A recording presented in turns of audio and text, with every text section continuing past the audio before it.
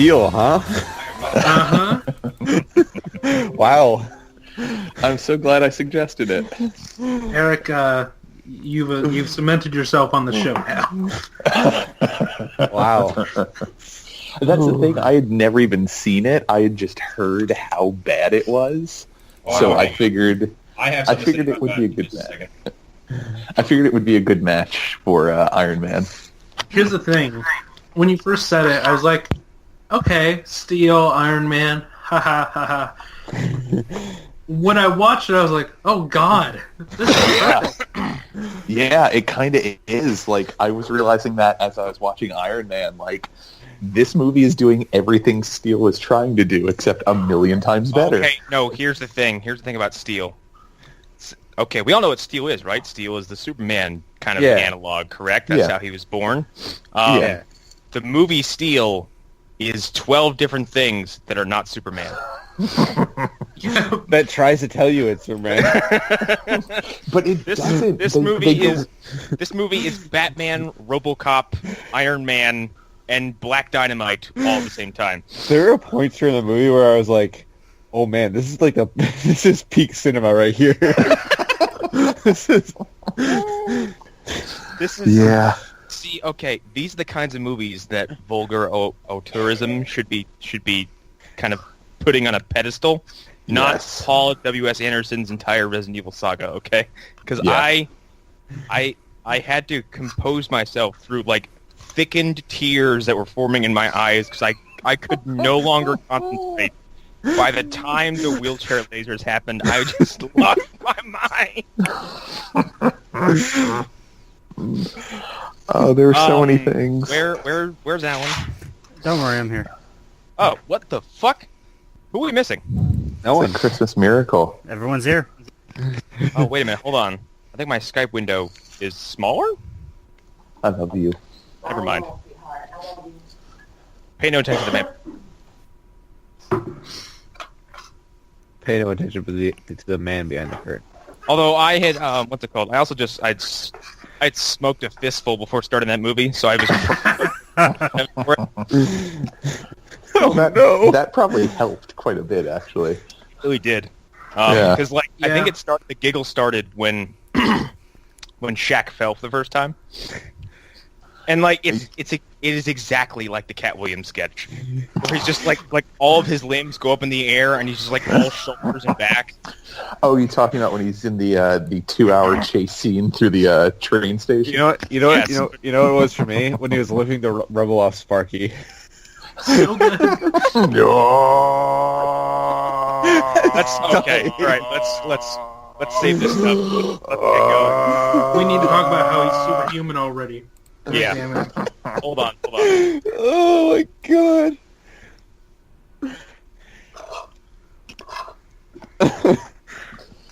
Oh god. That's such a great... When I saw Connor and Arlen starting to comment on it in the chat, I was just like, oh, this is wonderful. I've picked a good one. Surprise. Well, I started watching it last night after I watched Iron Man. Mm-hmm. And then I had to stop. Just because it was too much. Okay, hang on. We're wasting good ammunition here. Are we all ready? Mm-hmm. Yeah, I just got to finish a couple bites of food, then I'm good. So, okay, let's save all the good stuff for later on. But holy shit, yeah, this was... I do have to... Did anyone catch that this was an officially branded DC, this is the movie adaptation of our DC character Steel? Yeah. I don't think they officially went that way, though. I really don't. I think the only mention of it was adapted from a DC comic, blah blah blah blah. That they said. Yeah, I really like that Louise Simonson got credit. yeah. Here's the thing, and I've heard rumors of this. Was this supposed to connect to Batman and Robin? Yeah. Yes. I kind of wonder. They kept mentioning Batman, so yeah, they did. Would not surprise me. Yeah.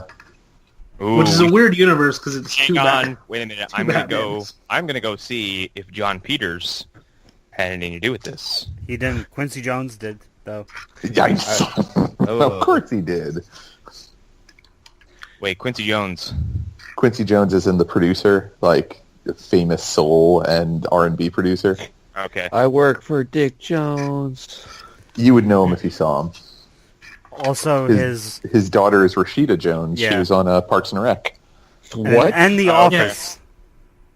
Oh, yeah, she was on The Office, yeah. Okay, Karen. no, John Peters didn't have anything to do with this, but the first headline is Christopher Nolan banned John Peters from Man of Steel set, which is like the fucking funniest thing I've ever seen. Only because like Christopher Nolan, in any interview I've ever seen with him, he's like the most like polite, reserved, like he's a fucking artist. And then I just want to imagine him be like just like kind of like clasping his fingers together in someone's face and be like, John Peters is not welcome in this film set, okay? I like to imagine him going full Cockney, like, you get to fuck over my shit right the fuck now. No, he had Jonathan do it. He had Jonathan remove him from the set. I've seen Jonathan Nolan once. I'm like, is he a stuntman? Why is he looking like this? Oh god. I'm like, you're a fucking writer. Why are you jacked? That's like what I think Kevin Smith talked about when he was on the Die Hard film set. And I guess like he thought it was Bruce Willis's bodyguard and it was Bruce Willis's writer. And it's just like it was this massive human being that was following Bruce Willis around. God, I do not like that man. Who? Bruce Willis? Bruce Willis. I like him less and less, and I'm sure as shit gonna like him a lot less after Death Wish comes out. Cause what the fuck? That's the most tone-deaf remake I've ever seen. What the fuck? My wife and I started watching the CNN show, The 80s, whatever it was. It's on Netflix. Like, it's just where it goes through the 80s episode by episode. And the one we were watching last night was all about television. And they had some scenes from Moonlighting, and it was weird to see a really young Bruce Willis because he kind of looks like Mickey Rooney. Oh boy. Or not Mickey Rooney, Mickey Rourke. Mickey Rourke. Like there's a weird, like, one or two shots I saw, like, I don't know if he looks like Mickey Rourke now. No, that was just Mickey Rourke, dude. Man, it's funny. Like, I caught this, like, someone made a music video for, like, this obscure band. They used footage of the movie Rumblefish.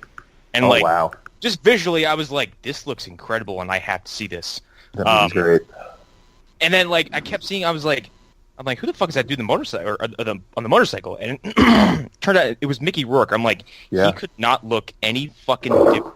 Oh, dude, no, Crack's one hell of a drug. No, it's not even that. It was boxing and plastic surgery, wasn't it? Yep, it was. Yeah, he got into boxing, and then when that failed, he decided to start going crazy with plastic surgery. Like, when you watch Once Upon a Time in Mexico, or not, is it the sequel to Desperado? Yeah. Yeah, that's Once Upon a Time in Mexico. Like, look at how fucked up his face looks. Like, his lips look like these giant rubber slugs that are just on his face. Ugh. It's funny because, like, you see him in, like, Sin City, you're like, you can't tell because the Marv makeup is, like, so fucking encrusted over his face, you can't really tell what his real face looks like at that point. I like to believe that that's just Mickey Rourke in his true form. He's just Marv. Actually, what happens? They took the makeup off of him. We're like, oh god. That's just Mickey Rourke going Super Saiyan, saying that's him. That's what he looks like now. I can't wait to watch Sin City with you guys. Honestly, I can't wait to watch Iron Man 2. Oh no. Yes. Actually, watching Iron Man 1, I'm like, I need to rewatch Iron Man 2. I haven't seen that in a very long time. Actually, now that I've gone back and watched The Baby, I think I may have to just go through and watch all of them now because, like, I haven't rewatched the Iron Man in a long time, and I was like, this is literally baby time Marvel. Like, it's and it's not even a bad thing. It's like, look at how fucking cutesy and young this little idea is.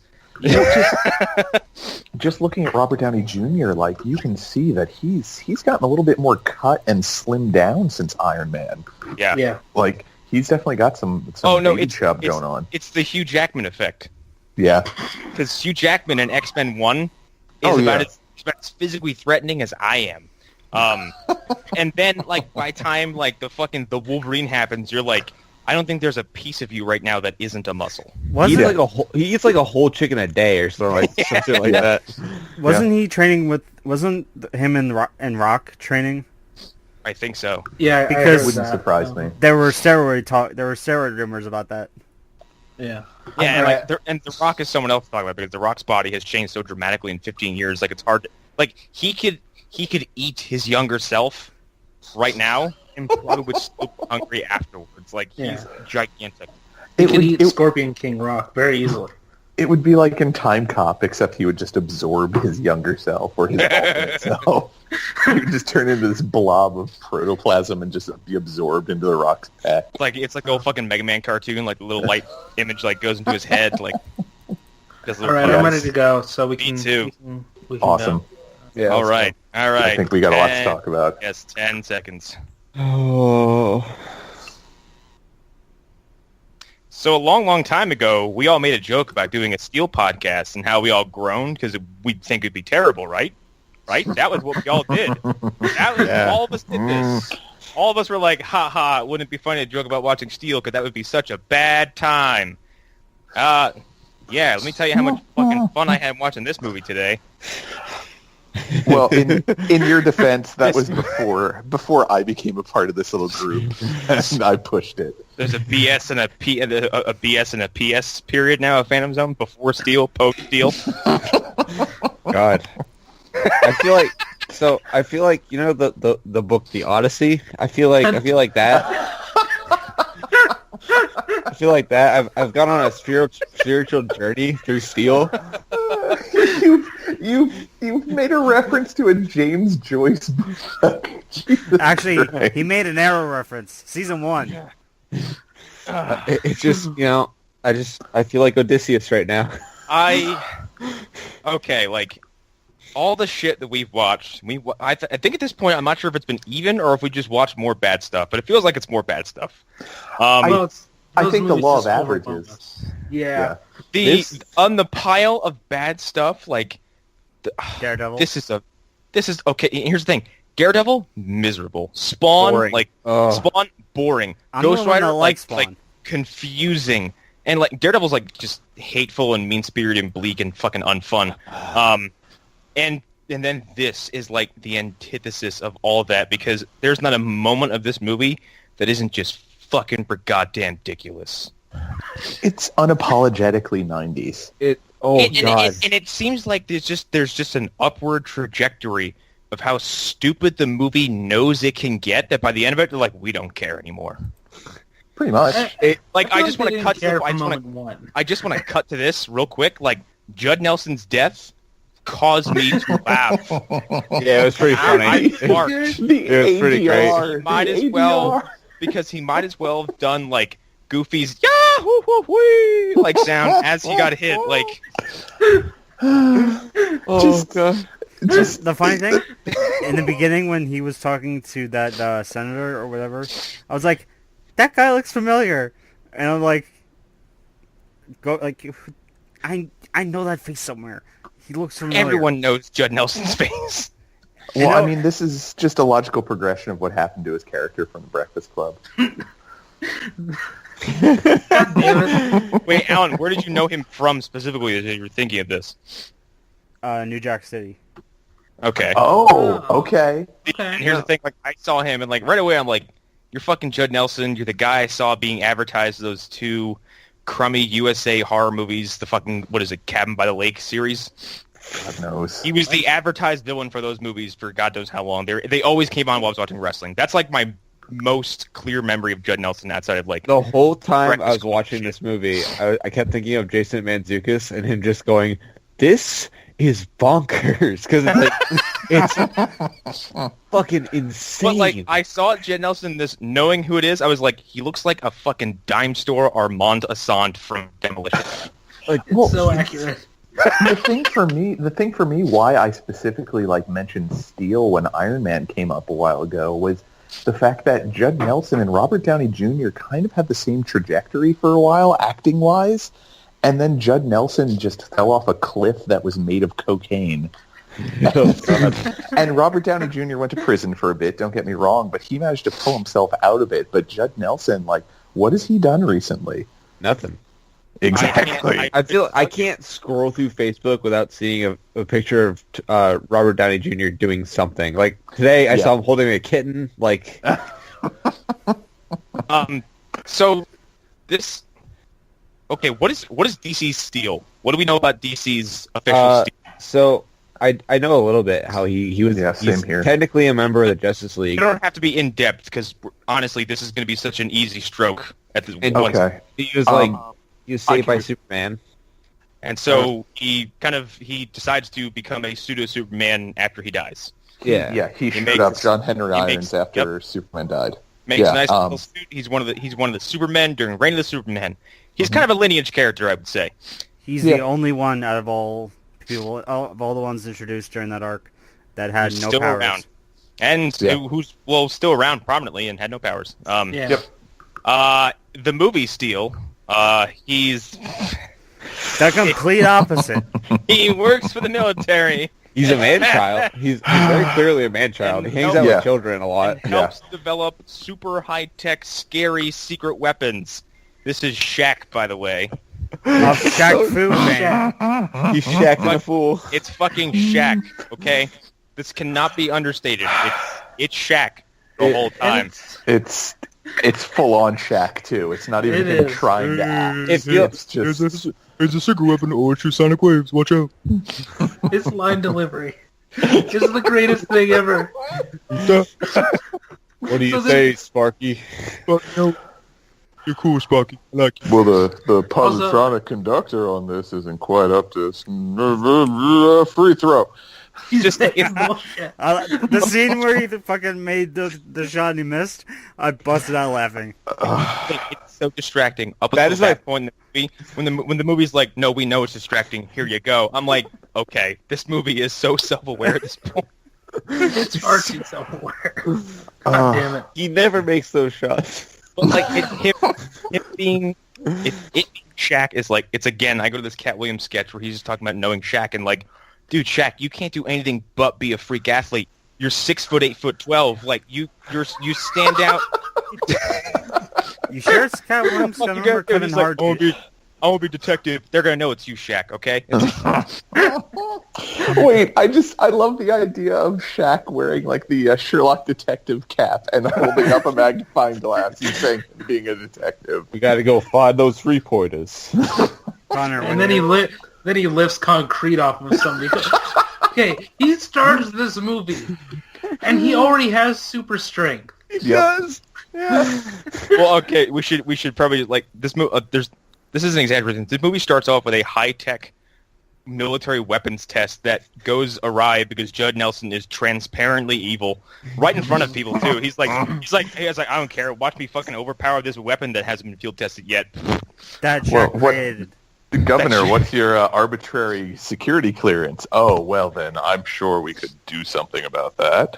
Might as well be fiddling with his fingers, doing the whole like the villain thing. Like they should have just given him a comical mustache to twirl the whole time. Here's the thing. I calibrate the weapon. Nah. There is a character in this movie with an eye patch. I think it should have been given to Judd Nelson. Wow. We'll get to him. He's great. The thing I love this movie. I don't eat pork. The thing I found weird is that in the beginning he wants to get higher up in the military, right?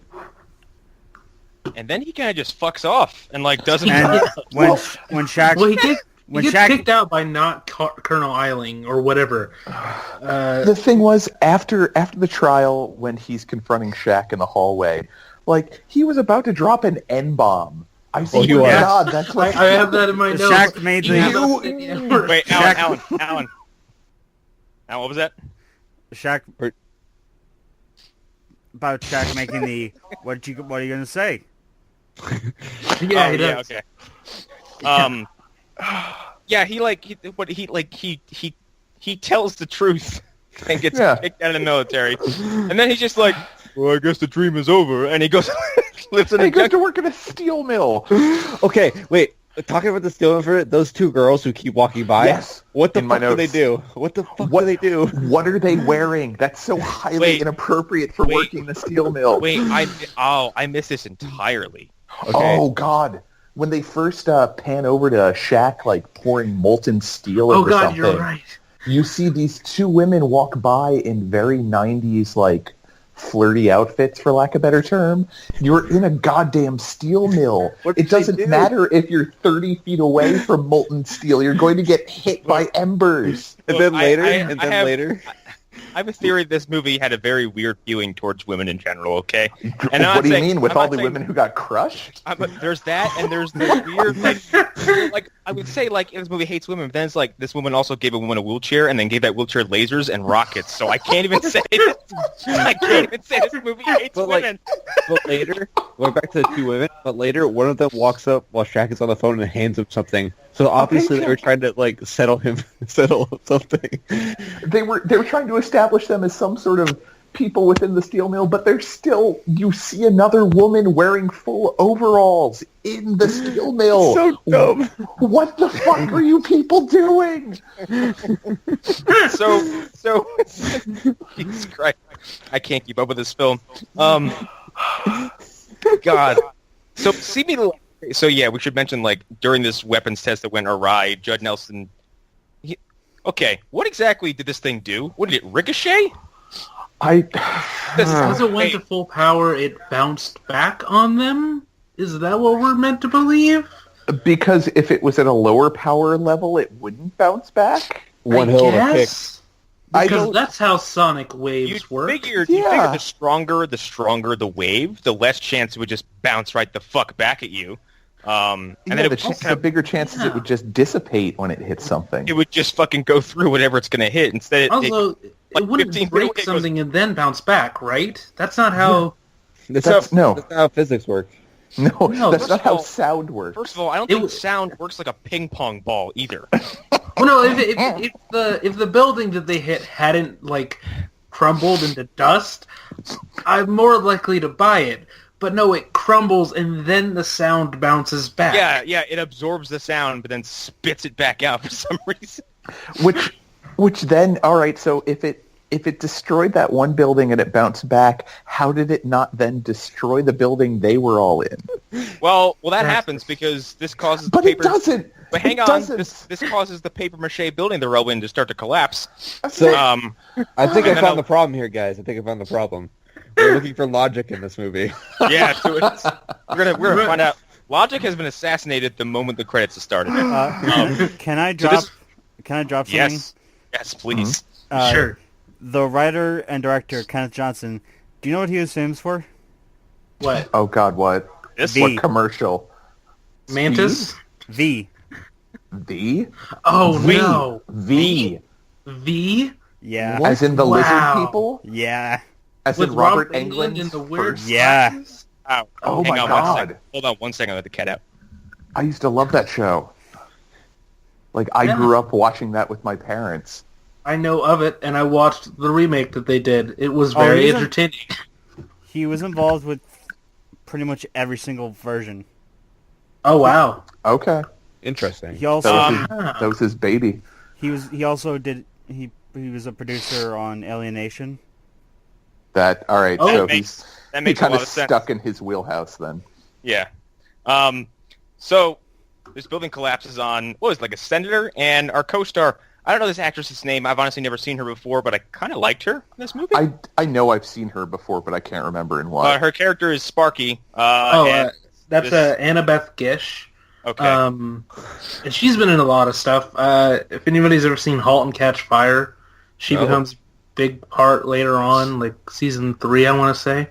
So Nope. So that's this debris crushes the first woman in this movie, and she dies. You don't see it. It's still a horrifying way to go, but we'll get to that again soon. And Sparky is paralyzed, and let's just cut to the chase. She basically becomes Oracle. Let's Yeah. Yes, she does. Yeah. yeah. like basically. Well, going back to the entire horrific event of the paper mache wall falling on everyone, and you see Shaq's superhuman strength. I love the cut of him yelling as he lifts the wall, and then it just goes straight to a courtroom scene. Just straight to a courtroom scene. No little bit of like, oh man, it's lucky we got you out of there. It was just, yeah, we won't bother you with the details of this miraculous rescue. Also, I want to point out something Allan might have missed, or maybe he just didn't want to mention it. This man also wrote on the $6 Million Man and Bionic Woman. The original one? Incredible Hulk. Yep. Oh god. Holy shit. Okay. That so this actually so much explains of a this, lot. everything. This explains so much about this movie. Yeah, we have courtroom drama, and then he fucks off to go over to steal him, and then like he kidnaps Sparky from like a disabled vet. No. Wait, you need to go before that when he goes to see her in the hospital. So good. And he says to Sparky, like, soon enough you'll be back on your feet. And it cuts to the nurse just shaking her head at him. Like, have a little bit of bedroom etiquette, or at least table or bedside etiquette if you're a nurse. No, okay, and Jesus Christ. that's what I mean. Like, this movie is shockingly self-aware at times. Like, I can't remember what it was later on, but like when the one cop makes that joke to the other cop, and he just stares at him for like 15 seconds and just like deadpans his joke, like almost as if it's like an actual like cut, like a fucking production goof. Like, really? Like, that was your line? Palpable disappointment in him. Shaq has two faces during this movie. He has kind of frowning and smiling very widely after delivering a line. And that here's the thing: it made me think.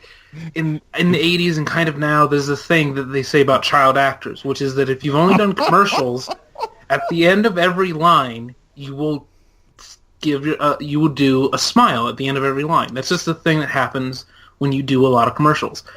Shaq has that, where at the end of every line, no matter what the context is, he just smiles, or you see him struggling not to smile. All right, like, I have a theory about Shaq's character here. I think Shaq made a choice that he's playing a character who is like partially retarded. Yeah, I didn't want to say that, but yes. No, let's just. I don't mean in a negative here. way. I'm just stating it for a fact. He in both movies, both characters are men children, but one is a sophisticated, like, eccentric man-child who, and the other one is developmental disabilities, and the other one is Shaq. Like, but he somehow got into the military. And he's a genius in the military. Like, he's not infantry. He's not driving a tank. He's an idiot savant. The 7'3" guy who has to duck underneath every doorway in the movie. The guy who's also, like, at some point was like, "Don't tell grandma." Like, in the military, they don't like super tall people. This is a thing. They have like a maximum height requirement, which is why like a lot of basketball players don't go into the military. It's just a thing. Well, first of all, real quick, where are you gonna put them? Like, right? Yeah. And where are you going to get the outfits? Back to Shaq's character's developmental disabilities. My wife, I think, put it best when we were watching it. She's like, he's like a golden retriever. He's always happy. He's looking out the window of the bus, and he looks like a happy guy. Like, he's talking to people, and he's just waiting for approval. He also hangs out with a lot of children. Like, I just think that's suspect. Yeah. Okay. Yeah. Okay. We made it. We goofed. What? The film was not connected to the Batman films.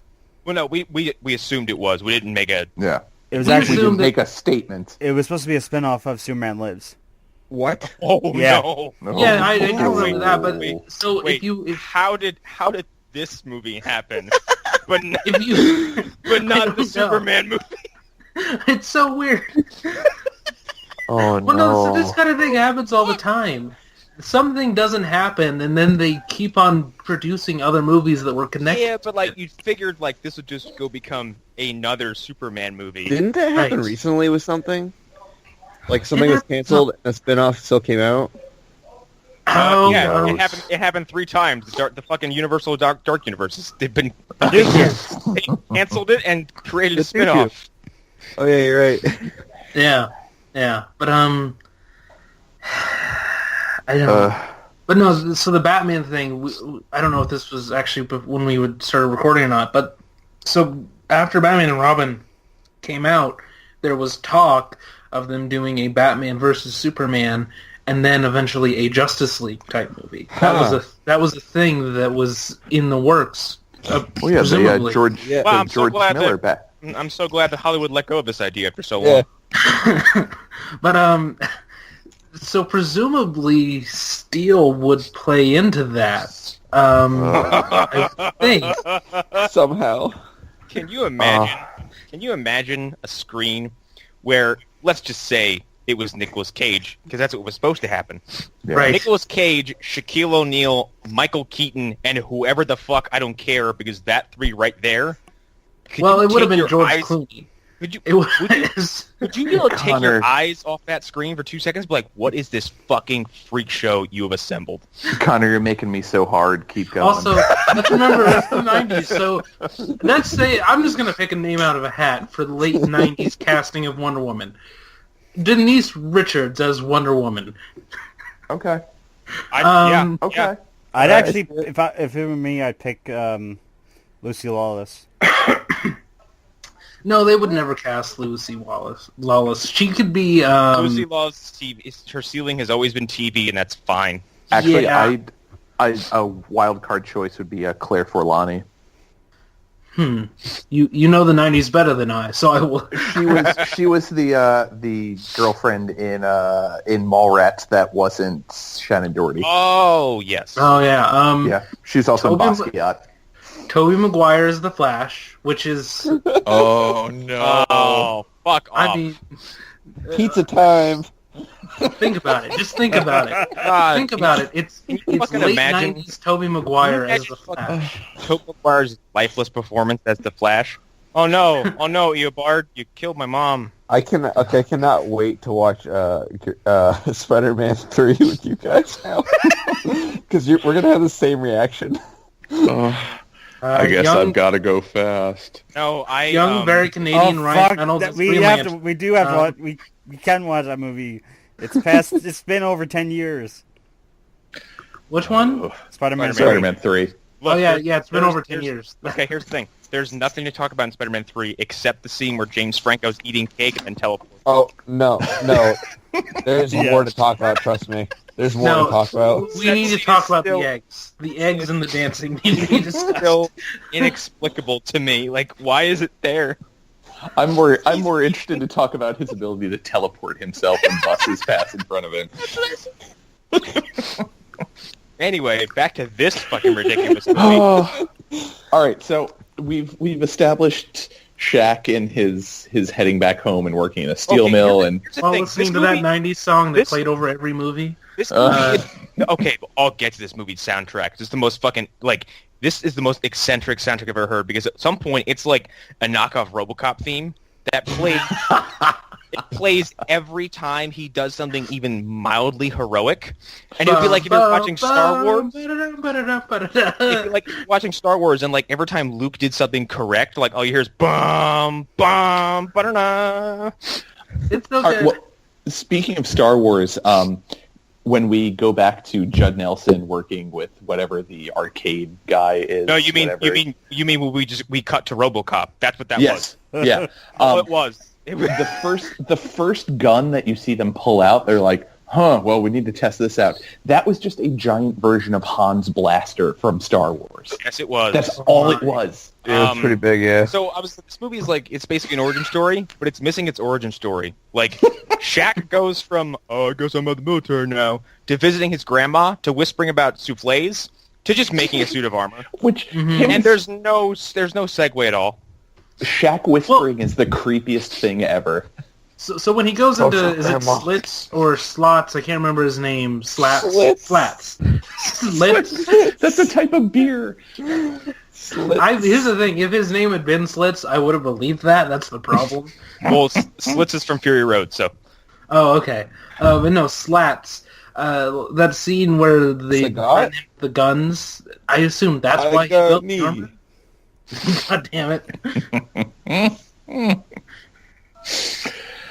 Can we just talk about how awesome, what's his name? Uncle something? Uncle Jeff? Oh, Uncle Joe? Richard you mean Roundtree? Richard Roundtree? Uncle Joe? You mean fucking Shaft? Yeah.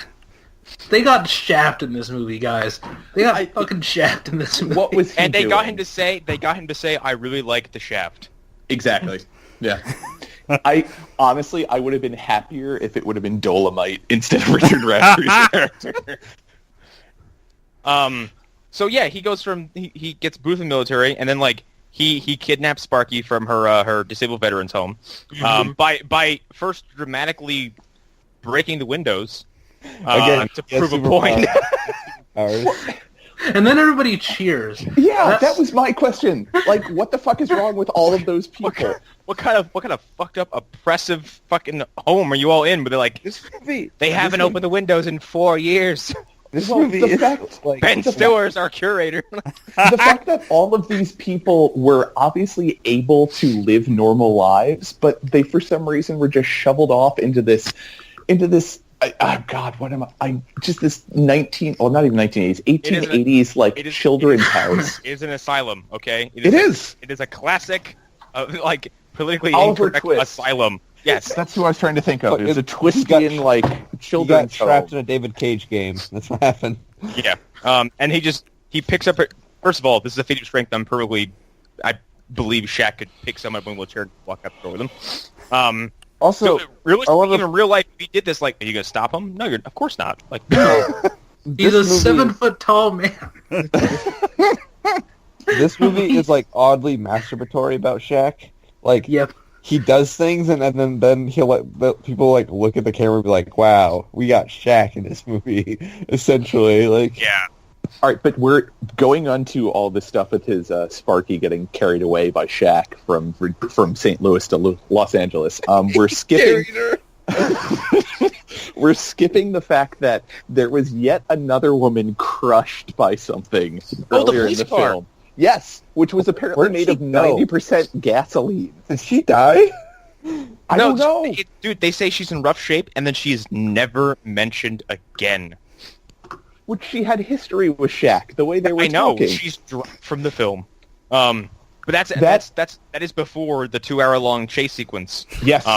Yes. Where Shaq chases first. Okay, first of all, here's the thing: if I am running from someone who is 7 feet tall, who clearly has cardio, like good cardio, I'm just gonna stop. Yeah. Why bother? That's not a human anymore. That's a monster. Counterpoint. I don't want a 7-foot person chasing me. Counterpoint. Treat him like an RPG and run towards him. That will just confuse him and make him unsure of what to do. But yeah, that gets back to the thing that Hunter wanted to get to was the evil Nick Fury with the eye patch. Yeah, like fucking Sagat over here. Like, Why do you have an Slaps. iPad? I don't know. Because, okay, and if you watch any film from the 90s that has, like, an LA street gang, most likely all black or Latino, they don't understand what gang culture actually is like. no. Because they show that when Jack goes to confront them at the bar they're hanging out at, and my wife's comment is, did Shaq go into a gay bar? Because Eye Patch Dude is wearing bondage gear. You're not wrong. No, it looked like the bar from fucking Streets of Fire. Like, It really It looked did. like the bar from Police Academy that they always end up sending the sergeant to. like if Willem Dafoe walked out with his fucking chest-high leather suspenders, it wouldn't have shocked me. God damn it. Hunter, that's a movie you should watch. What's that? Streets of Fire. Yes. Streets Alright. of Fire, no joke, features Willem Dafoe with a pompadour that's 8 feet tall and leather suspenders that go up to his nipples. Isn't Okay. what's his name? Rick Moranis in that movie? Yes, he is. I want somebody to intercut that movie in Antichrist. Oh my god! Chaos reigns. No. It works so well. Chaos reigns. Like, think about it. Think about it. Streets of Fire is a dream that Willem Dafoe is having. while his penis is being horribly mutilated. Oh God! Why did I bring this up? Steel. Get back to Steel. So something else I noticed with Shaq's character is there is no way he would be able to know love based on the strength that he shows when he does things. Like when he hangs up the phone violently, it just crashes down to the ground. Or when he breaks that pool cue with barely flinching. Like, he would not be able to know the touch or feel of a woman ever in his life without crushing her under his fists. Why do you think him and Sparky's thing is to touch fingertips? Because if he touches her or anything else, he will destroy her body. Okay, can we talk about this E.T. bullshit? See, here's the thing. It's stupid as shit, but this movie is adorable for really stupid shit. And, I didn't have a problem with these two. I thought they were, it's weird that they had, a clear romantic interest and there was not a single kiss or anything like that. Mm-hmm. No, they're just friends, boy. Yeah. They're just friends. All right, weird theory. Also, your primary characters, your main characters are a 7-foot-tall black man, a woman in a wheelchair, and an old black man. I'm like, this is the most progressive shit I've ever seen. That's Good true. point. This is like Luke Cage before Luke Cage, kind of. Yeah. All right, weird theory when I was watching it. They're at the point where everybody's set up at the workshop, and Sparky is, trying to struggle with being paralyzed from the waist down. But it's cool because they got her a toilet. There's It's not even like a handicap toilet either. No. It's a big giant bathroom. And chances are, if she was crushed underneath a papier-mâché wall, regardless of weight, she wouldn't be able to use a toilet. She would have a colostomy bag. But back to my weird theory. At the point where she tries to get out of her wheelchair or falls out of it or whatever, Uncle Joe is going to go over and help her, and Shaq is like, no. My weird theory is the only reason Shaq has her around is because it's the only way he can get off is by watching a white woman struggle. Oh, God. Because the look on his face when she fell out of the wheelchair, he's like, no, I need this. I need this. And this is why I think this movie has a very confusing feeling towards women, because it's like, you crush two possibly to death. Okay, first of all, we need to talk about that fucking elevator, because there needs to be people in Hollywood who need to realize that dropping someone in an elevator is not a PG death, okay? No. It is a horrifyingly violent way to kill somebody. And Judd Nelson does it so offhandedly, and he's like, elevator murder, haha, quip. Yeah. When did he have time to do that? I don't know. When And I did love he have time? He tells Kevin Grievous, writer of such films as Underworld, to get out of the elevator. Okay, I was wondering who that guy was because he seemed familiar, and his voice is definitely not that of an actor's. No, he's Ray's from the Underworld 1 and Underworld Rise of the Lycans. He's the Oh big... my god, he is. Yes. No, So anyway, I yeah, don't so like at I all. said, this movie has a very confusing feeling towards women because it'll, again, crush them to death, or give them weird inspirational sequences like this that are probably sincerely meant to be inspirational but are awkward as fuck, because you have two grown men in broad daylight not helping a paralyzed woman. Right. Who's constructing a computer in the middle of a junkyard. I don't care where you are. Like, someone with at least 100 feet is probably, with their arm outstretched, what the fuck are they doing? Which, speaking of that, they didn't do a very good job of establishing that they were back in L.A. Because the last thing I saw was the Arch in St. Louis. And then all of a sudden, they're working around all these palm trees. And I'm like, what the fuck is going on? She's wearing the same clothes. Exactly. Well, that's because Shaq doesn't want her to change. Shaq finding the money to go to all these places. 'Cause he's like... Okay. First of all, let's just cut to the chase and let's talk about his fucking Batcave that they've assembled in the junkyard. Who's got the money for this shit? Not everything falls off a truck. Exactly. Richard Roundtree has found everything that falls off a truck, which this movie is just promoting grand larceny, essentially.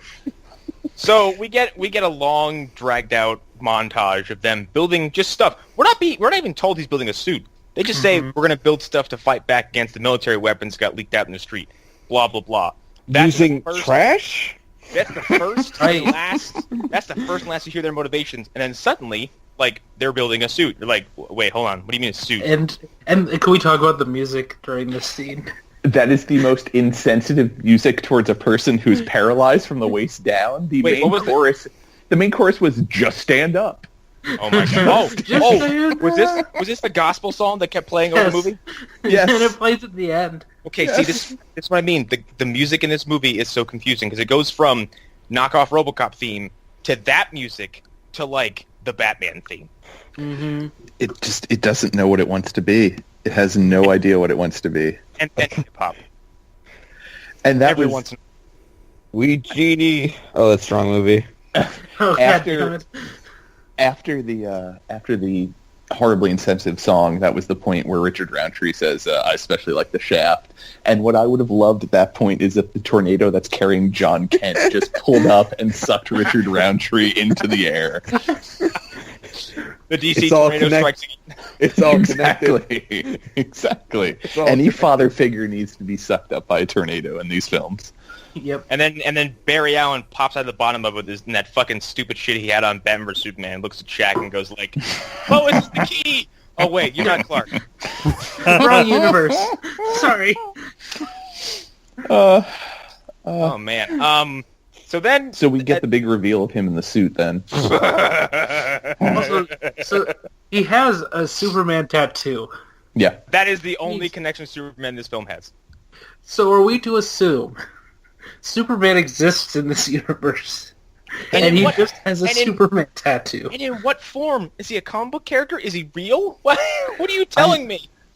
Because they mentioned Batman, like we talked about before we started recording, and at the very end of the movie, his brother mentioned something about Robin. Yeah, he mentioned something about Robin. He's like, I can be your Robin. I can get a cape. So does he know Robin from the comics, or is Robin just a well-known person? I'm so confused. I'm so confused. Then we get more RoboCop stuff because this is his first night on patrol, and this is where Sparky She's now just Oracle. Yep. With its high-tech 90s setup and everything. And then like, seemingly, wherever Shaq goes, he is a lightning rod for generic 90s crime. Like, people in fucking Oldsmobiles rolling around with submachine guns just firing out the window. Going, that first thief that shows up and steals from those white people, the very poor white people. The American Gothic couple? Yeah, exactly. He steals their playbill, which I guess he really wanted to see who was going to be in Deflator Mouse at the local theater that weekend. I guess it bothered me. John Hawkes, he really wants to know what's coming to the local theater. That and Shaq's face in that mask was and horrific. Your purse and the playbill. I like musicals. Runs away. Shaq's face in that mask was horror. It was just pure horror. Dude, it's fun. Like the rest of him looks like it looks like bad rubber suit bullshit from the 90s. And then you get to the helmet and it's fucking wiggly tails at the front. You're like, you're like, and it all comes apart right there. Also, there is no mystery. Still, there is no mystery as to who is underneath that costume. If you know this at all and you saw him on the street, I don't care what suit he has. You'd be like, Shaq. Or, I'm sorry. John. No, it could be one. That's the thing. As I said in the chat, it's one of those two people. If we assume in this universe Shaquille O'Neal also exists, it's either Shaq or John Henry Irons. You're either that basketball player or you're the gentleman who lives down the street. Beyond that, like, you don't even need to see how tall he is. There's only one person in that entire universe who has that voice. Like, no one else sounds like Shaq. Yeah, that's true. There's that part when Grandma puts it together where she's like, he was very tall and very kind. She's like, of course, it's my grandson. I'm sorry, I thought she was hysterical. Like, especially when she's like, "What's that?" He's like, "It's a hearing aid. You don't have any hearing problems." What? You? That was the best scene in the whole movie. You don't have any hearing problems? What? God damn it. And then she's like, oh my god. Then she helps him beat up a bunch of SWAT team members. They don't even announce why they're there until like 2 of them have been beaten with kitchen utensils. Yeah, I like how that first guy, when he jumped in the window, that stunt guy was clearly having a problem because like, not like you gave the very large man a very long time to grab you, and that's just poor planning. Yeah. So he goes on patrol, and like it culminates in lots of stupid shit. He has a magnet built into his suit. Why? Wouldn't it be very counterproductive if like a car came by him a little too closely? Because the ending of the movie needs to happen. Right. It's all for the ending of the movie. It's all check there. off magnet. His hammer isn't actually a hammer; it's a gun. That's actually really. I like that a lot. Actually, Of course you did. He doesn't use it as a hammer once. Nope. No. It's just a Like he uses it to knock someone down once. He's Oh, All right, that entire scene that you're talking about, where he knocks the guy down with a hammer. So this gang of, I don't know what they're supposed to be, what gang they're supposed to represent in the LA area at that point. It was just a generic group Latino people. So the generic Latino gang is firing guns at him, and he's just standing there. Yet they get the bright idea, let's hit him with a 2x4, and that somehow makes Shaq have to dodge it. I started. Speaking of the gangs in this movie, I started crying when the white supremacist showed up. Oh, God. Oh my god! The most unsubtle appearance ever. Like, we need those guns. Big fucking swastika on the wall. So I found a tweet from when I first watched this 2 years ago, and it says, "Nazis only care about weapons and porn." Hashtag Steve. I also lost it later on when they're doing the They're like, how did they get the shipment of weapons so quickly? And just cuts to some white supremacist, and he's like, the internet? I was like, oh, yeah, God. Like, I can speak from being 19 in 1997. Yes, I'm that old. The internet was not nearly as good as they're portraying it in this movie. They also it's a very progressive way of thinking about the internet, and I'm like, that's Amazon. Yeah. I'm like, there's at one that's point Amazon. where the Sparky is looking at like I think she's on the website and it says in big letters top secret.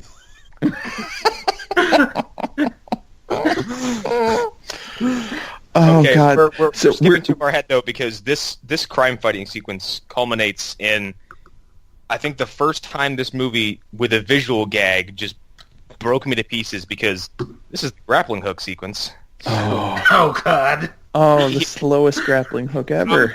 They pull their guns on him, and they're like, well, I hope he has a way out of this situation. Shaq looks up and fires a grappling hook out, and then, like, you can see that the grappling hook, whatever harness they're pulling him up with, is having trouble, because he does not zip off the ground. He gets lifted, it pauses, and then it slowly pulls him up. He looks like when they took Poochie off the frame in The Simpsons. I must go now. It looked like My planet needs me. It looked like a claw machine just barely won you a Poochie prize. died before on his way back home. That's what it looks like. It looks like a claw machine got you something by the tip of the arm, and it's just dangling there lifelessly, and you're like, ugh. Fucking stupid. I love it so much. I love this movie. It's so great. And then, like, that's the other thing. The cop that he runs into multiple times, the one that like is yelling at him to put his hands up, he looks like the dollar store version of the cop from Die Hard. I can't remember. Oh yeah, he looks Michael Reginald Winslow. Johnson? Yes. Yeah, he looks like Shredder? Michael. What's that? Shredder from the Ninja Turtles. Is that what you're talking no, about? that's Fresh Prince of Bel-Air. That's Oh, James Yeah, Avery. that's Uncle Phil. Yeah. Oh, yeah. right. Yeah. No, the cop who just wanted to get Twinkies and started dealing with John. Is this movie in the Family Matters universe? Oh God. No, because I'm saying this guy looked like a dime store version. Actually, he looked like a mix between him and the guy who did the sound effects in Police Academy. This movie is the Flashpoint universe version of Die Hard. I hope to God when DC did Flashpoint, at one point, like, Flash looks into another universe and sees Shaq in the outfit, and he's like, "Oh, can't go in there." Nope. Pass that one by. He passes by Grant Gustin, but he's like, they look like they're having Oh, so God. much fun. Oh God! So the guy who plays Sergeant Marcus, who you're thinking of, he also played James Jordan in Space Jam. Yes. I like this. Oh no! For those who don't remember, the beginning of Space Jam opens with a young Michael Jordan playing basketball and his father coming out. R. Kelly's "Fly Like an Eagle." Yeah. So are we establishing that Shaq, or sorry, not Shaq, Shaq as the character of John in Steel is part of the wider Space Jam universe? Yes. Is that what they're trying to do in Warner Brothers? Honestly, it's the NBA cinematic universe. Okay. They had a plan for a sequel where he fought the Monstars. Speaking of the NBA, after his superhero career, John Henry Irons went on to become a basketball player in the movie Blue Chips. Oh, you mean after he got fired from the steel mill that he worked at? Yeah. He suddenly realized, I'm 7 feet tall. This is easy. This makes sense. Yeah. I'm gonna go with St. Louis. Why are there palm trees? So like during all this nonsense, like Judd Nelson is being ubiquitously evil, whilst working for a very ugly man. Yes. Big Willie. Yeah. I don't want to take just a shit on someone's appearance, but No, that was Willem Dafoe. This was a horrifying man who I've never seen before, and I never want to see again. He reminds me of like the actor who plays Foggy Nelson in Daredevil, but like if he was like creepy. He looked like if he had been molested as a child. Yeah, be the villain from Last Action Hero in all the wrong ways. Oh, I can see that. There's something about putting a suit on where you're like, ugh. Yeah, I can see that totally. So yeah, Judd Nelson's been basically siphoning these high-tech weapons, which are, by the way, all sonic based. All of them. Mm-hmm. Everybody in this weapon has a sonic weapon. They're fucking everywhere. Even though in this movie, the first thing we see is a laser being used, but there's no shortage of lasers coming up pretty soon. I don't know how it happens, but seemingly at some point, everybody in this city, in this universe, this state, this country, all get laser weapons. Yeah. Yep. Every fucking person has a laser weapon. They all get the lasers. I'm pretty sure the cops had them at one point too. I sure they did. All right, we're skipping past though the reveal of the motorcycle that Shaq had. Yeah. Okay. I'm glad you brought that up because, with the exception of LXG, every bad movie we have watched has featured a long, nauseating, drawn-out motorcycle. Ghost Rider is literally made of long, nauseating, drawn-out motorcycle sequences. Yes, and if you substitute a convertible automobile for LXG, it still counts. And like the Daredevil one is there's no words to describe the Daredevil one. It's a meth fueled fever dream of nonsense. I honestly forgot that happened. Stands up on a motorcycle and does a T-pose. Oh yeah, and then impales someone with a rod, I think. And then Elektra thinks he did it, right? Even though she watches Bullseye kill her dad, and then goes, "Daredevil did it." she literally. I'm like, there was nothing obstructing your vision. There was Daredevil, Bullseye, you, and your dad in an empty street, and you saw it happen, and you're like, Daredevil did it. Nah, Matt did it. Sounds good. It Anyway, was totally Daredevil. Yes, this motorcycle sequence, yeah.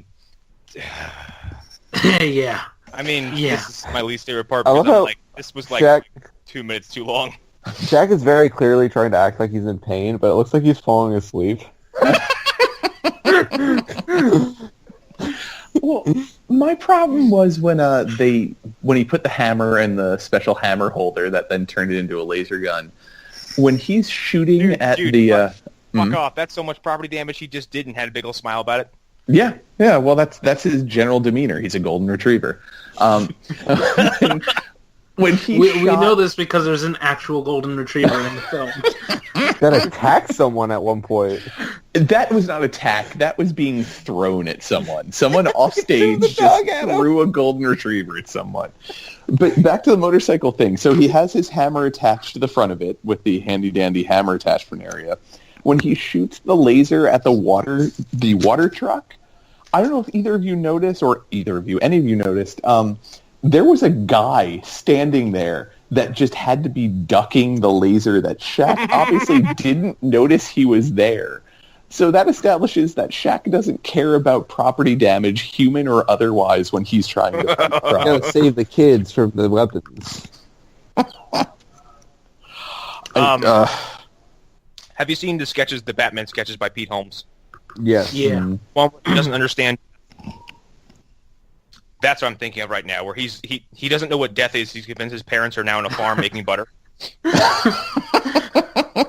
God damn it. He shoots Penguin in the head, and you're like, "Oh my God, you killed him!" He's like, "No, he's fine. He'll wake up in a few minutes." God damn it. And he just assumes that everyone falls asleep because they're so overpowered by his awesomeness. I can see Shaq's character John actually believing that I didn't kill him. I just hurt him a little bit. Nobody died today. It's okay. He'll wake up later. It's cool. He's paralyzed. I'll just carry him to wherever he needs to go. John, you lasered him in half. He'll be fine. It's okay. Well, his legs just don't work like Sparky. Let me go touch his finger. Just pull them down together. It'd be like Legos. God damn it. Click. You take somebody's head off, I'm gonna put it back on, it'll be fine, right? It'll be fine. Yeah. There you go. Just put it right there. It's fine. Okay. So then they also found time to fucking build a truck that can catch his motorcycle. I don't know where they got the money for all this shit. Right. Well, no, that was later because remember he evaded the police and the helicopter by riding a very loud motorcycle into a junkyard with them close behind him, and then into a junk pile. It's a very well lit up junkyard, and he was being chased by a helicopter with a spotlight. Like, there was no excuse to lose that man. And the chopper guy was like, well, we lost him, just a pile of junk. I'm like, you're fired. Tall. You're fired. How do you lose him? They would go into the junkyard and they would investigate the junk. If you want to get political, this is L.A. 2 years after the riot. Well, actually about 3 years after the riots, and a year or two after O.J. was found not guilty. So maybe setting in L.A., they were being a little bit racially aware that they knew that a large black man, could get away with this because the L.A. cops didn't exactly have the best reputation. I don't want to have you be right and say this movie has more wit than it's trying to tell me it has. Then again, any movie that willfully attaches lasers to a wheelchair, I think at some point has to be like, I know what I'm doing. Yeah. The movie this is something I noticed because as you all know, I watch these movies while we're talking about them in the background. The arcade that they're in has 2 copies of Batman Forever. 2 stand-up Batman Forever games. Oh, well, they go even the same further. game.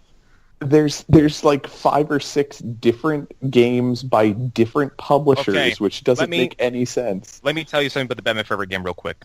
In Laser Time, you can there's multiple. The one version I'm talking about, I think, is the actual arcade version that Laser Time streamed.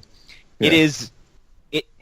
It can only be described as a full-on offensive assault on your senses because it's this game that like every third move you do is a hyper mega super extra alpha combo, and like the screen just gets filled with power-ups and collectibles and coins and villains and sound effects, and it's this cacophony of like blah, blah, blah, blah, blah, blah, like arcade boopy bops. Like I view it more as like an hour and a half of just hearing Colossus doing his super move from the X-Men arcade game. God damn it. It is in like it almost hurts your eyes watching it. I think at some point one of the hosts is like I have to take my headset off because I'm actually bothered by all this. Anyway, wonderful. In June, the character of Steel is going to turn 25 years old. Jesus. Only 25, really? He was credited. Yeah. He showed up in June of '93. And this movie didn't kill the character forever, so that's an achievement, I guess. And that's why I asked at some point before we're recording. I think it was before recording if this was like the official DC, like plume. This is our Steel movie. Like we're behind this 100%, and it doesn't seem like it. I feel like it feels as like they watched it feels more like of it, Halle Berry's Catwoman, where it's like it came out and they're like, oh wait, what? Who is this? What? We didn't okay this. I feel like the first 45 minutes of this, they're like, yeah, this is our official Steel movie. Then they saw the other 45 minutes, they're like, oh no. Like he doesn't even have the fucking. There's not even like a modified S logo on his chest. There's nothing. Yeah. Like, I wish I could say that you're right, Eric, and that as they got through the movie, they were like, what's wrong with this? Why did this happen? But they were making this movie at the same time they were making Batman and Robin. Yeah. They knew both of these movies were happening. And it's what the same executives sat in screening rooms and said, okay. Put yourself in the shoes of the executive who has to watch both of these movies and go, oh my god, where do I start? Yeah. Like you go to you're coming off Batman and Robin, you're like fucking lose the suit nipples, and you walk up to Steel set and you're like, the fucking mask, and it's like well, and also, I would even say that they were attempting to lose his hair in a month, like I would say they were even attempting to tap into like the Boys in the Hood and Menace to Society, just much lighter version with a superhero attached. Okay, I'm gonna make this is probably a weird statement. This movie has weird, kind of welcoming blaxploitation vibes. It totally does. But the kind that Black Dynamite would give you. Like, I wish Luke Cage was very much trying to avoid. The community. If we made this movie tomorrow and put Michael Jai White in the steel suit, I would pay money for it. Yes, instantly. I would throw money at it. I would fund this in a fucking. Don't even change the script. Don't change any of that. Just Black Dynamite it, okay? Just direct it as a comedy instead of. I'm just envisioning Michael Jai White looking out the window like Shaq was, but just looking angry instead of like a happy golden retriever. Why don't you ever smile? I am smiling. Motherfucker. Maybe Spawn. I'm noticing as rewatching this, the golden retriever and Shaq are often in scenes together. Maybe he was getting his direction from the golden retriever. You know what? It was a moment of actual artistic inspiration. He was like, "Look at that! That dog is happy all the time. He doesn't have anything or negativity." People need to live life like that. They need to be happier all the time. I think I'm going to be like the golden retriever. I'm going to look out this window and smile sadly. Shaq, put your tongue back in your mouth. Shaq. I really love this grab hook. Wait, what's this I'm seeing on IMDb? Little known fact, they had to use treats to direct Shaq during the movie? That's the guy from fucking Point to Point in the set. What nobody knows is that Shaq is actually a method actor. And he thought he was playing the role of the golden retriever. So all of his rehearsal was misdirected. And he showed up on set with the wrong set of skills. And back to our little play about the executives who had to make this movie. There are 2 months between these movies in terms of release. So imagine being the person who's sitting at Warner Brothers after the weekend after Batman and Robin comes out. And you have another movie that is at the exact same level of quality that you have to release. Do you mean the caricature of a businessman who's got a bottle of scotch in front of them and a loaded revolver that they're staring at which one they want to use first? Just like the guy, the Namor rights holder at Universal too. The same guy. Oh, you mean that skeleton? Yeah. Sitting there like, what am I gonna do? What am I gonna do? I'm either gonna drink the pain away or end it all, which is the better option. Or I'm gonna drink the gun and hit myself with a bottle. Let's speed to the climax of this movie because it's oh god. Oh, you mean like the movie did itself? I was gonna say the climax. This movie wraps itself up so fucking fast. And like, by the way, Shaq as Steel doesn't do a goddamn thing. Nope. Throughout the entire third act, except let something bounce off of him. Yep. That's his heroic moment. Like Sparky gets kidnapped, and like Judd Nelson's like, first of all, Judd Nelson's plan is his grand villainy scheme is both revealed and destroyed in the same 3 minutes.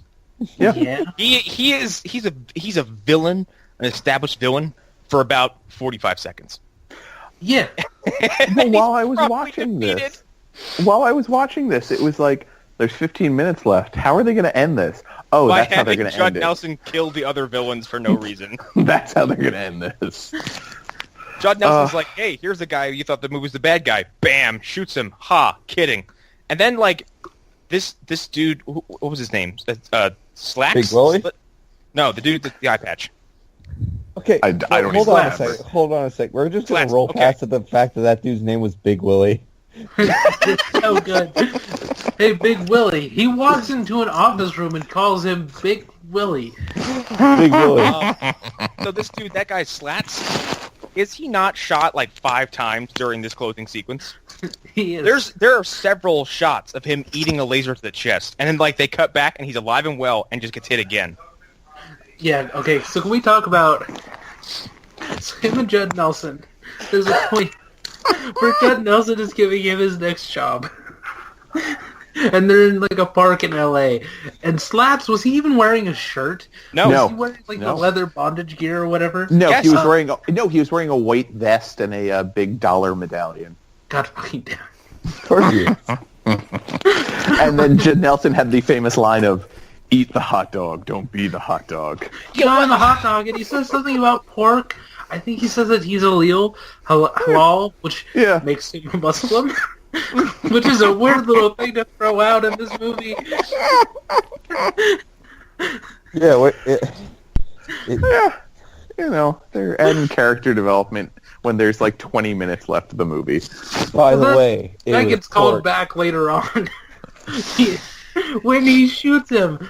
By the way, the hot dog, it was pork, and then he runs at him. Well, okay, so Steele is also taken captive by these people who's I don't know who the villain is in this movie because it was so poorly set up. It doesn't matter because they're all quickly defeated.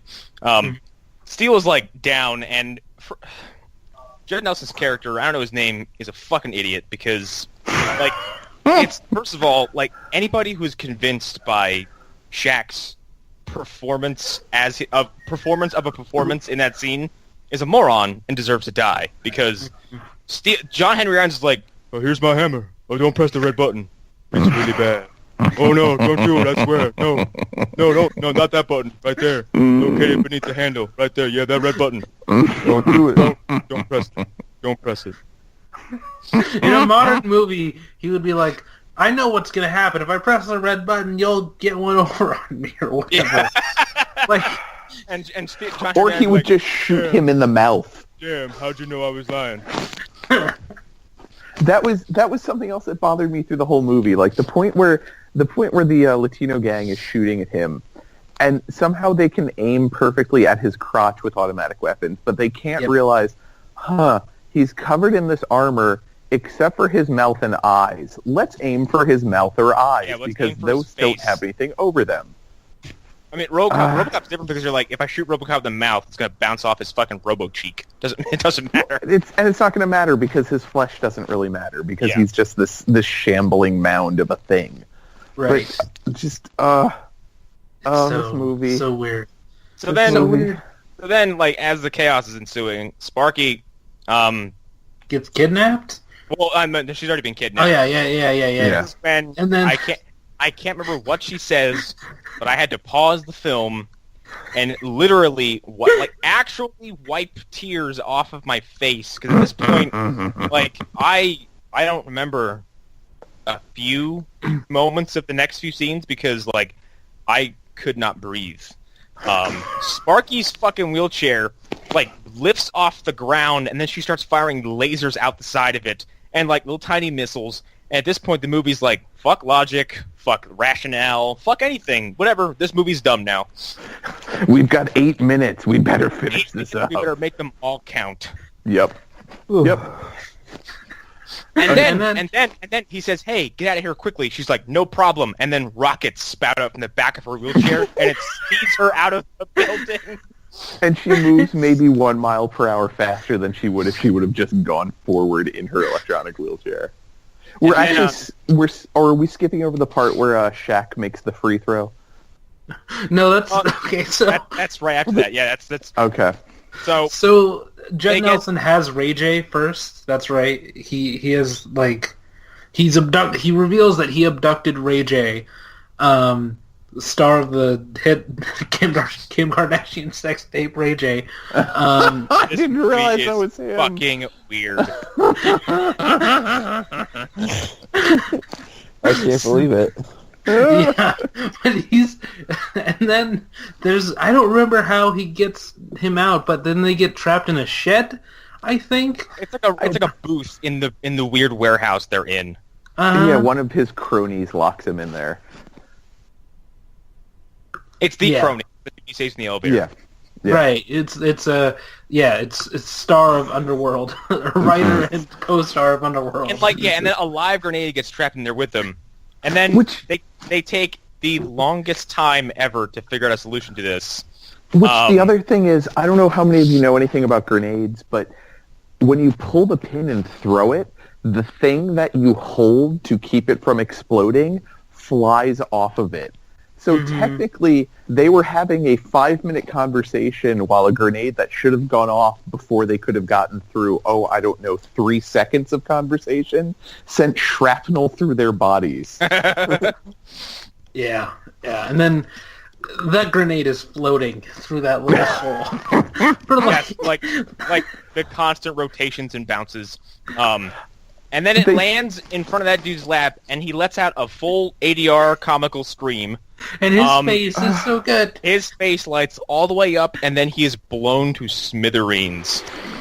And in a perfect world, like when they stepped out of that booth, because like where he blew up was right by the door, and they must have stepped over like a leg or like a rib cage or something, because that shit went off in his face. I'm looking at a still frame of his face as he explodes. His eyeballs are popping out of his head. Beyond that, though, I thought there was some sort of wire mesh in the shed area that they were trapped in. Wouldn't chunks of him have flown through there and coated Steele's outfit? He would be everywhere. Yeah. He would have. Holy shit, that picture is fan. I'm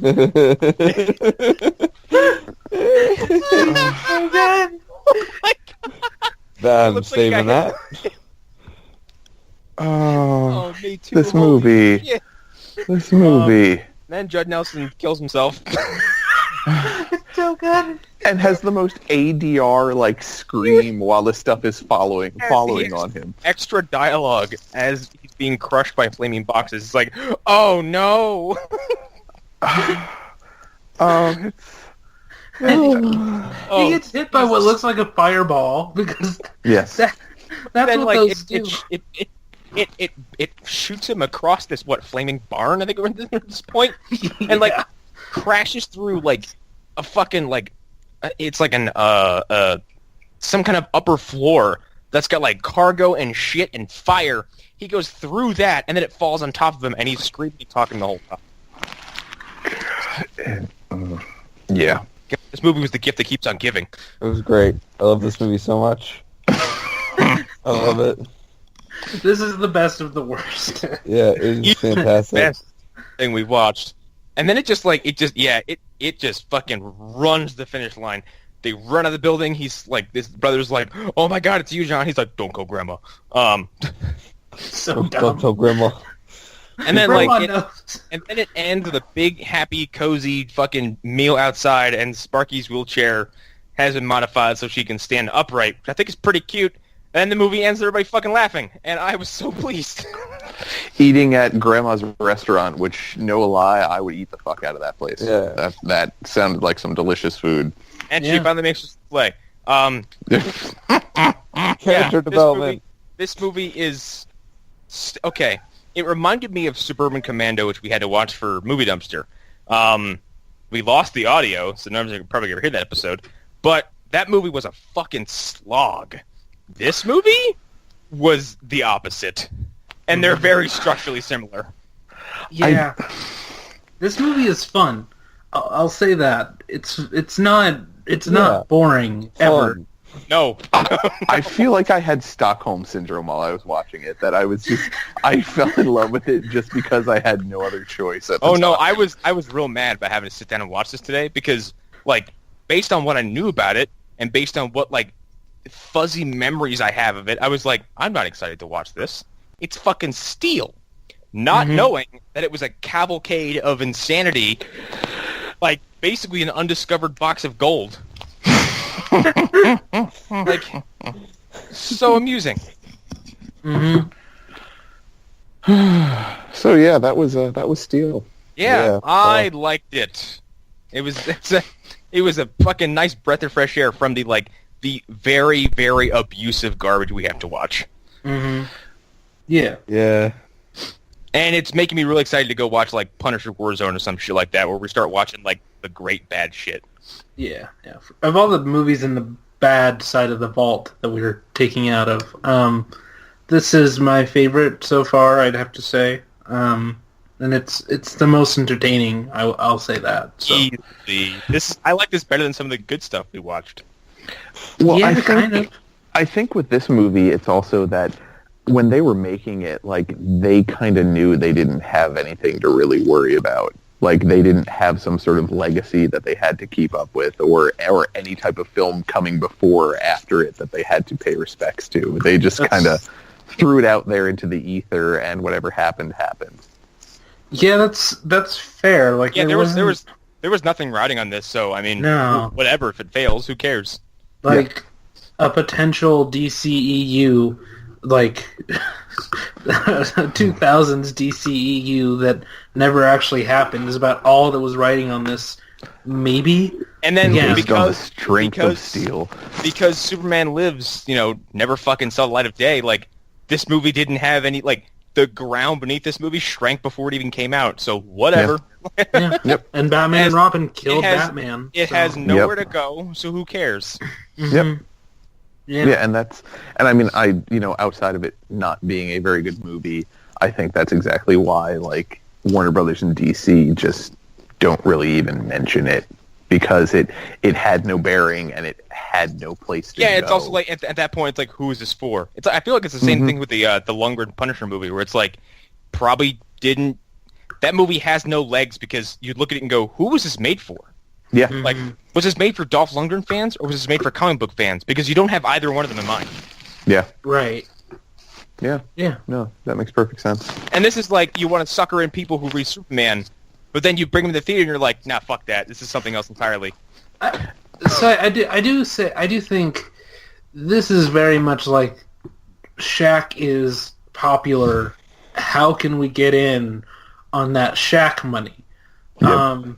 Like, that's the only reason that I think this movie ever happened. Fighting game. Right. Like, Shazam is not a movie that got by on having a great story. Or is it Kazam? I can never remember. I think it's Kazam. Yeah. That movie doesn't get by having a good story or having good performances or even being mildly entertaining. Don't forget gets by that Kazam or Shazam, whatever the fuck it's called. Right. Was mentioned on Parks and Rec. Right. Yes. Years and years later, Allan. Exactly. As a joke. Yeah. I think the only thing that Shaq has done that's of any note is Blue Chips, and that's because he's basically playing himself in it. Mm-hmm. This movie felt like when it was done, it seems like it was made with the kind of, like, sincere incompetence that Super Mario Brothers and Street Fighter were made with, to the point where, like, you have what is obviously something that is fundamentally inept and stupid that produces such an entertaining result. Because Street Fighter is objectively terrible. However, it's one of the funniest film experiences you can have because not a second of it isn't just stupid as all hell. Yeah. You have Van Damme doing his Van Damme his patent speech, and then you have Super Mario Brothers, just like Super Mario Brothers. Like, what if Die Hard and Mad Max, but with fungus and video game characters? Yeah, or no real Escape understanding from New York, of the video game, but with a Escape from New York, but with a weird cartoon plumber or whatever. Yeah, it's the strangest. It's like written by people who have no concept of how New York society is, or how video games work, or how people talk. It was a movie created by people who were like 5 people down when you play Whisper Down the Lane, and you start with the phrase Super Mario Brothers. Yes. And it got to them, and they're like, "What? What? Purple Monkey Dishwasher? Cool, it's the game Telephone as told through film." Anyway, that's Steel. I think we should wrap because we have something else to do tonight. So, we all like Steel, did we not? Yeah. It was what it was, which ended up being entertaining. Oh my God, yes. I would watch this any day of the week. So yeah, I'm Connor McGraw. Who else is here? Arlen Haro. Hunter Davenport. Eric Fedorchak. And Ryan Scott. Oh my God. Like, we just can't have our own identity for 1 week. That's Allan here, everybody, and we'll see you guys later. Bye. Bye. Fuck X-Men Apocalypse.